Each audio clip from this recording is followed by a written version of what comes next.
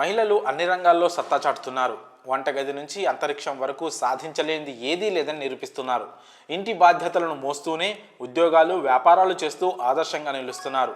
పురుషులతో పాటు మహిళలు అన్నింటా సమానమని నిరూపిస్తున్నారు. అయితే కొంతమంది మహిళలు మాత్రం తమ చేష్టలతో మహిళా లోకానికి మచ్చ తెస్తున్నారు. నేరాలు, మోసాలకు పాల్పడుతూ చెడ్డ పేరు మూట కట్టుకుంటున్నారు. ఇటీవల కొంతమంది యువతులు ప్రేమ, పెళ్లి పేరుతో అందిన కాడికి దోచుకుంటున్నారు. సోషల్ మీడియాలో పరిచయం పెంచుకొని కోట్లు కాజేస్తున్నారు. ఇదే తరహాలో ఓ మహిళ పెళ్లి పేరుతో దోపిడీలకు పాల్పడుతోంది. ఇప్పటి వరకు 3 వివాహం చేసుకొని వారి నుంచి ఏకంగా 1,25,00,000 మేర లూటీ చేసింది. ఈ వ్యవహారంలో 3వ భర్త ఫిర్యాదుతో పోలీసులు దర్యాప్తు చేస్తున్నారు.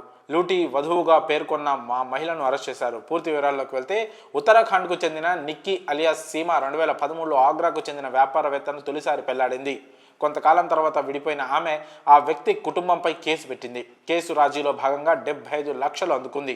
ఆ తర్వాత 2017లో గురుగ్రామ్కు చెందిన సాఫ్ట్వేర్ ఇంజనీర్ను సీమ వివాహం చేసుకుంది. అతడి నుంచి విడిపోయిన ఆమె సెటిల్మెంట్గా 10 లక్షలు దోచేసింది.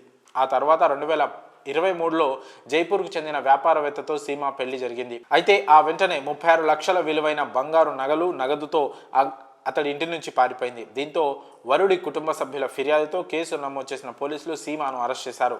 మరోవైపు నిందితురాలు సీమాను లూటేరీ దుల్హన అంటే దోపిడీలకు పాల్పడుతున్న వధువుగా జైపూర్ పోలీసులు అభివర్ణించారు. విడాకులు తీసుకున్న లేదా భార్యలను కోల్పోయిన ధనవంతులైన మగవారిని మ్యాట్రిమోనియల్ సైట్లలో వెతికి వారిని ఆమె టార్గెట్ చేస్తోందని తెలిపారు.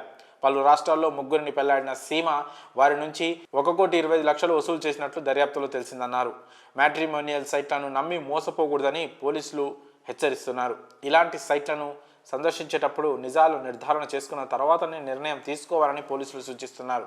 మరి పెళ్లి పేరుతో దోపిడీలకు పాల్పడుతున్న వధువు తీరుపై మీ అభిప్రాయాలను కామెంట్స్ రూపంలో తెలియజేయండి.